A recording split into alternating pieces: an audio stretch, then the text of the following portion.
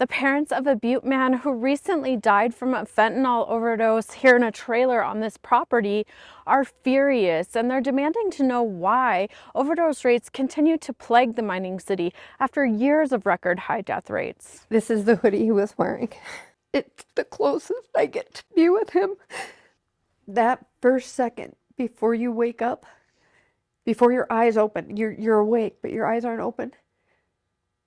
You get sort of a smile inside because you think, oh, I just dropped that. That was a nightmare. Heather Holland and her daughter are getting tattoos to memorialize Aaron MacArthur, who died from a fentanyl overdose in September.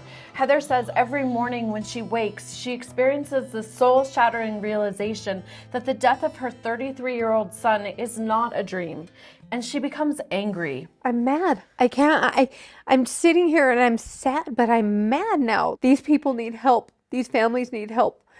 Aaron battled addiction for years. He spent time in a rehab facility, but his family says he was caught up in a vicious cycle of addiction. Before his death, he had been clean 9 days, but Heather says finding help to treat his addiction was impossible. 5 people overdosed the night my son overdosed. 2 of those died, and 1 was my son. My middle name's Millions, baby. Aaron called him Tai Tai, and I got him 2 days after Aaron's passing, and he chipped away a little bit of the blackness in my heart. Mark MacArthur walks Aaron's dog Titus by the property where his son died and recounts the last days he saw him. Aaron was pale and sweating. Mark says he was in severe pain from withdrawals. I begged him to get in that van. His dog did, and he was so ill, and I just couldn't get him there. 1 year ago, Aaron was one of 6 people who experienced fentanyl overdose and was saved by Narcan, a drug that reverses the overdose. Butte Silverbow initiated distribution of the drug and began providing training classes for the community. I'm going to give you another dose. That's where I met Aaron's grandmother, Mary, who was taking the class after Aaron and another grandchild overdosed. It's ruining lives, and we've lost a lot in this community. And we've saved a lot Narcanning them, but then you can only do it if you're there. Since January 2025, Butte Silverbow Health Department reports that they have trained 64 people to administer Narcan. They also have distributed 1,400 boxes of the drug.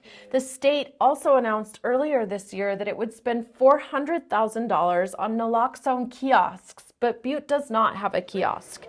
Mary says Narcan administration saves lives, but it's not a total solution. I was researching, I was calling people, I was beating doors down just to find help, and I wasn't finding any.